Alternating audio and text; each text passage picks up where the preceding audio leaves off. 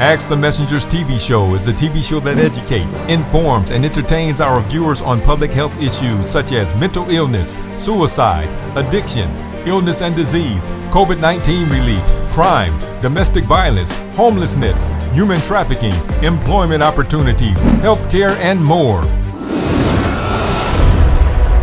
And now, ask the Messengers. Today on Ask the Messengers, our field reporter, Che Monet, talks with local lobbyist Edward Davis II. Plus, in our author series with Kimberly Mallory and her guest, Tiffany Bentley, author of the book, When All Hell Breaks Loose, Take Cover and Pray. Also in this episode, founder and CEO for the Community Treehouse Center, Tammy Black, talks about how the City of Detroit's neighborhood beautification program helped her. Ask the Messengers begins now. What is a lobbyist? A lobbyist is a professional advocate who works to influence political decisions on behalf of individuals, organizations, or interest groups. Their primary role is to communicate with government officials and legislators to sway public policy in favor of their clients' goals or interests.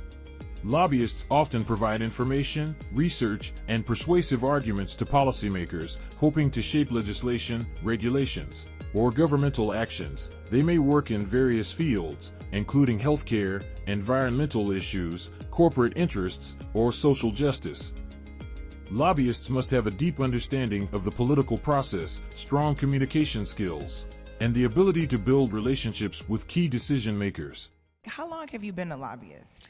Well, I'm going to go into this is year two.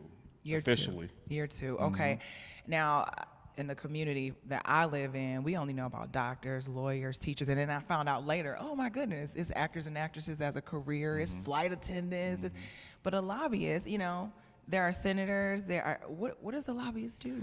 So basically, a lobbyist is somebody that works together with the community. It's almost like a liaison between the community and government.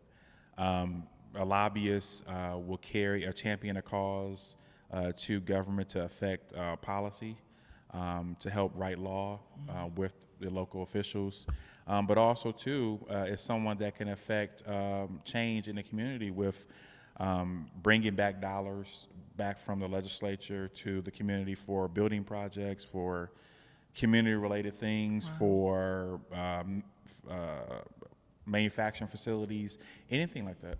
So building projects, you guys, you want to help your community. If you do have nonprofit organizations, you may need a lobbyist. If you don't like something that's happening in your community, and this is a law, this is actually a law, you're the person that they would talk to, that they need to get in touch with in order to help change laws.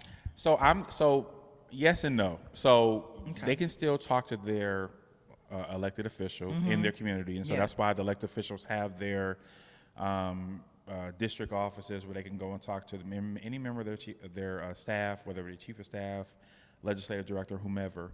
But if you want to really try to get some impacted change, and it's done on a larger level, then you want to employ a lobbyist. So we're hired to work with the government. Usually you do that on a monthly contract, a yearly contract that's paid monthly, so that the services and the work that you have to do, which is a lot of work, back and forth emailing, back and forth trips to wherever the capital is, here in Michigan is Lansing. So you do a lot of Lansing travel. Yeah. Oh yeah. Basically live there. Me in '96, we're great friends. Okay, so you said you're basically a liaison. Okay. So if somebody wanted to be a lobbyist, do you have to have like a degree to do something like that? No, you don't. And I gave a talk about this earlier this year at Black Tech Saturdays, and it was over in Tech Town. So I really explained to the fact that my training as a fundraiser, so I got my master's degree in nonprofit management focused on fundraising.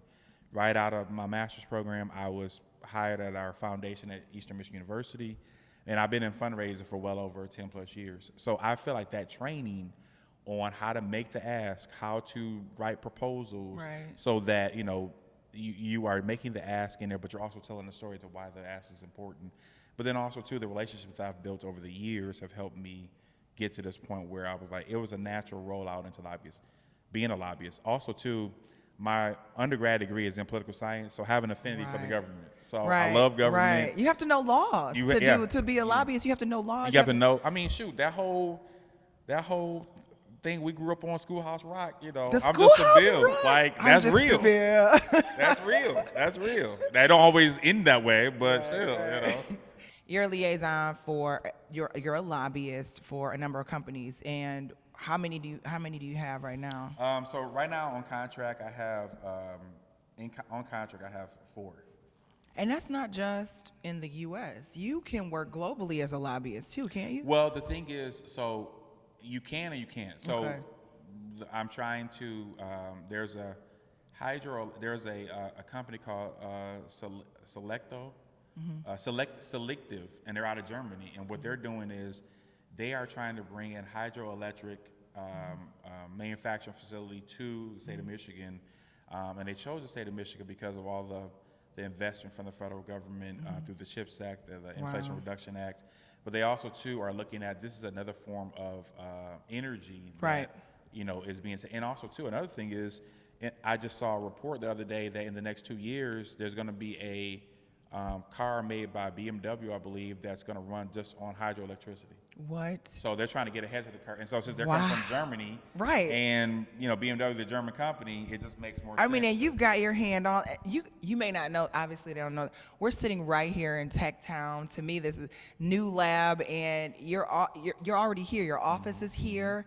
If somebody wants to get in touch with you, how do they get in touch with you? If they have questions, or maybe they want to kind of like pick your brain, maybe they need a lobbyist, how would they get into you? Have a website? How would they get in touch with you? I'm updating. We're bringing a website on in the next month because I am a smaller shop, one-man show, if you will. But my email address is Eddie, EDDIE, at Third Monarch Strategies. That's the number 3, RD. Monarch is MONARCH, Strategies, STRATEGIES.com. I have an amazing author with me today. Her name is Tiffany Bentley. She has written a book. It's called When All Hell Breaks Loose. Take cover and pray. Yes. So, Tiffany, welcome to Ask the Messengers. How are you? I'm well. Thank you so much for having me, Kim. Before we jump into your book, can you just tell us a little bit about yourself? Well, again, as you said, my name is Tiffany Bentley. I am the author of When All Hell Breaks Loose, Take Cover and Pray. I do work in the professional genre of life as a project manager in the healthcare industry. I have 2 beautiful children that I am raising, teenagers. I enjoy the simple things of life, but the most important thing about me is I love the Lord. I am saved from the top to the bottom. I enjoy serving at my local church. I'm just on the journey to please God and love on his people. That's the best thing that I could say about me. When all hell breaks loose, because I know some of y'all out here in the audience, some hell has broken loose. Yes. And so, in your book, when I was reading it, you created a plan and strategies coming from your test to your testimony. In your book, you talk about confess it, believe it, do it, and receive it. So tell us about all of that part. So the book is written in 5 different chapters about my personal life, right? Is pray for yourself, is pray for your children, pray for your spouse, pray for your ministry, pray for your home. And I used practical ways to show how life was lifing, if you will, for me. I just didn't want to put black words on a white paper. I wanted to show you how to practically move from a dark space to the God-given space. And I could hear you saying, well, that's your opinion. That was you. Well, the word of God cannot be disputed. So when I said confess it, Jesus said confess it. When I said do it, he tells us we don't just want faith, we want action with our faith. The woman with the issue of blood, she didn't just have to believe it, she had to press through. And that's oftentimes what we have to do as a people when we're going through hell. We have to press through that moment. So I wanted to give you those strategies or those principles using scripture, not just my opinion or my thoughts, but what God has said, how we can get up, if that makes sense. So the first chapter, which is Pray for Yourself, that was about me. That was probably the hardest chapter to write because in that chapter, I shared some very personal, very transparent, very deep and dark moments of my life, bad decisions that I made. But then I wanted to show the consequences. I wanted to talk about the things that we don't want to talk about. I wanted to talk about the areas that we may feel ashamed or regretful about. But most importantly, I wanted to talk about how you can move on, that we aren't stuck in those places. For example, I was married to a pastor. Hello, somebody, pause right there. So that's a entity in itself that requires strength. And it shows that we're still human. We still make mistakes. And God is faithful to his word. No matter if you're the CEO or the first lady or the author, God still loves you and he has a wonderful plan for our lives.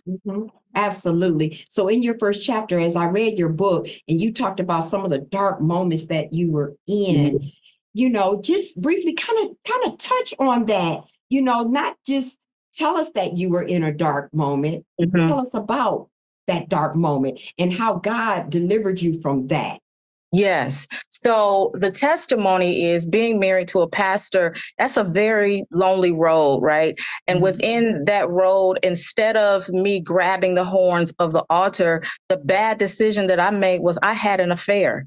I did not wake up and say, oh, I want to have an affair. It did not start like that, but I found myself in a place of sin. Let's just call it what it was. And it completely destroyed a lot of areas of my life.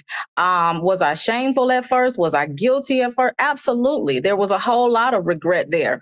And the response that I received from the church was absolutely heartbreaking, if you will. I was asked to leave my church, the church that my husband and I both built, the church that my name was also on the sign, the church where I labored. I was asked to leave, so I was not welcome in the very place that I needed to be for restoration. And so what do you do when you already feel bad about what you've done, when you've already confessed to the Lord and he has forgiven you, but people don't?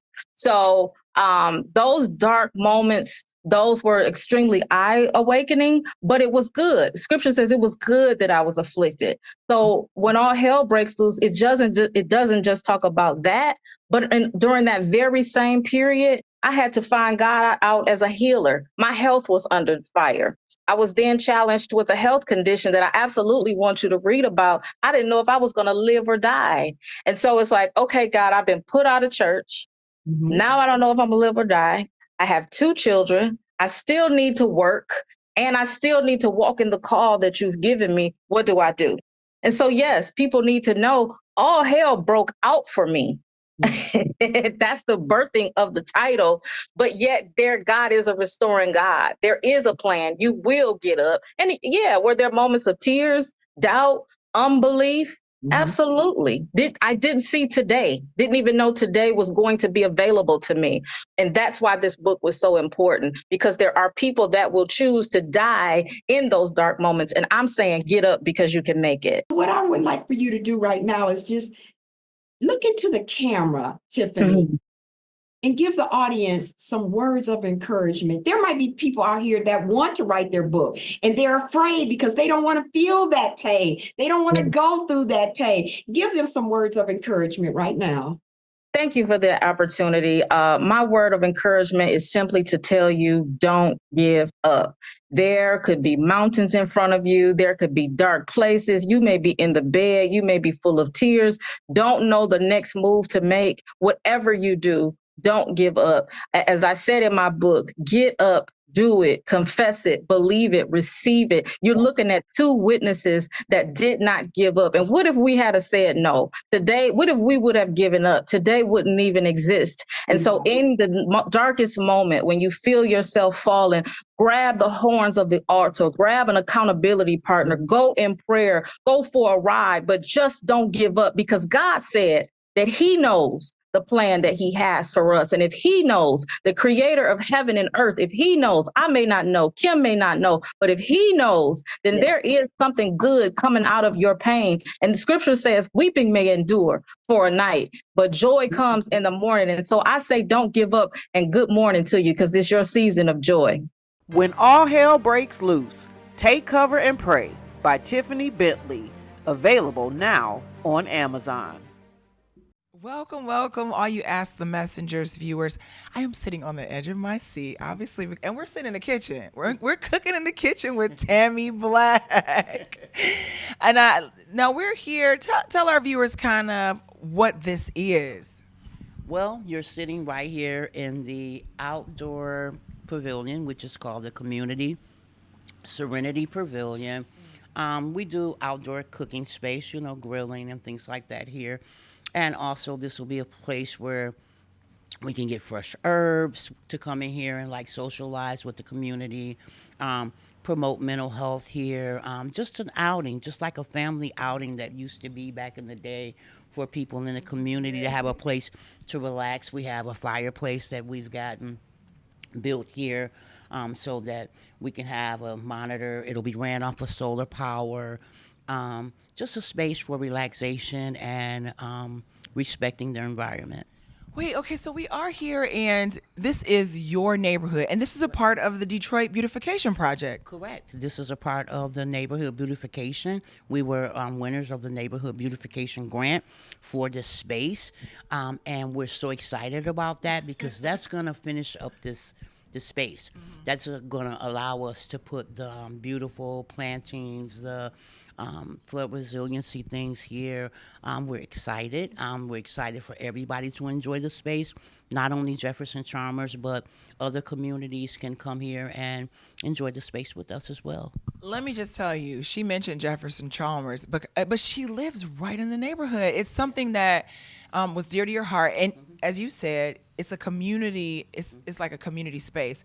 So this particular project, you can be a faith-based group. It's a grant. You could be a block club. What part did you play, Miss Tammy? How did you get this grant? Well, I got this grant by applying.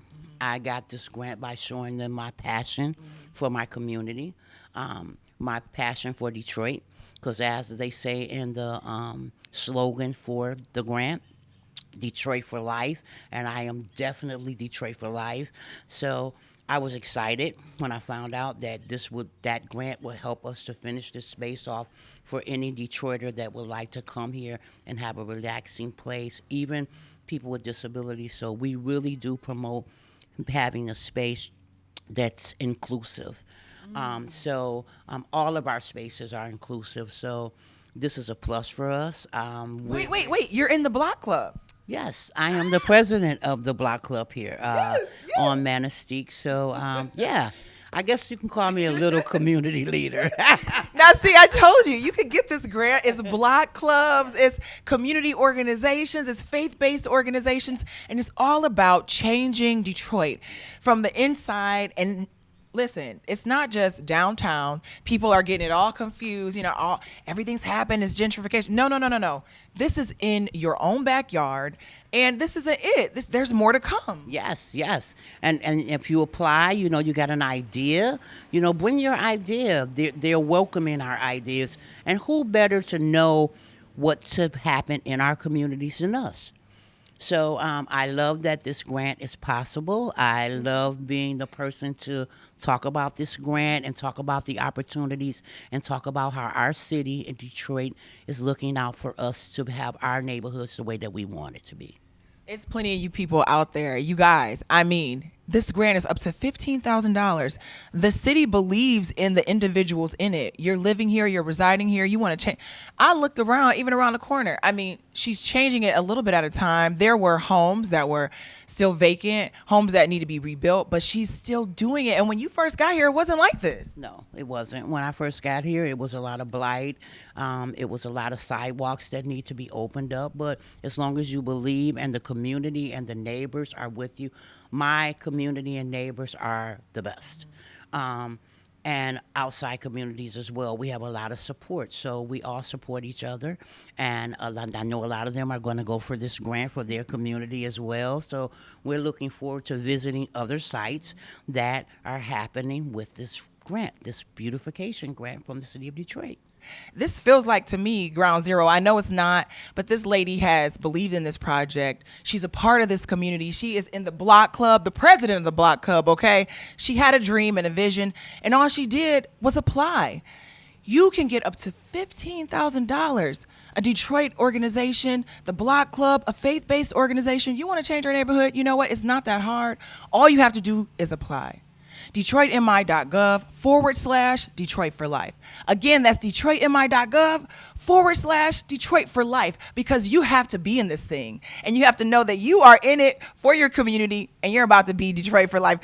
Miss Tammy, has this changed your life? This is your community. Yes, this is my community, and our 501c3, our Community Treehouse Center, is happy about this grant, but block clubs can also be a part of this, getting this grant. This will change your community. This is an opportunity that our city of Detroit is giving us to change blight land in our communities, and we're thankful for this, and we will do the best that we can to make it a place for all communities to be able to enjoy. If you look around you, you see an empty lot, you see garbage in a lot, you want to change what's next to you, okay, that blight has to go away. Make sure you go there, apply. All you can get is a yes or no, and it's probably going to be a yes, because what they are doing, what the mayor is doing, is changing Detroit, and it's changing Detroit one community at a time, one person at a time. Go, apply. What's the worst that can happen? Nothing. It's going to make your community better. DetroitMI.gov/Detroit for Life. This is Ask the Messengers TV show, and we bring you things that will change your life. Well, that concludes this week's episode of Ask the Messengers. We also invite you to follow us on Facebook, Instagram, Twitter, and to subscribe to our YouTube channel. If you would like to help support our show, please feel free to make a donation of any kind by visiting our show website, www.askthemessengers.org. If you prefer to mail donations, please make check or money order payable to Ask the Messengers TV show and send it to 18400 Schaefer Highway, Detroit, Michigan 48235.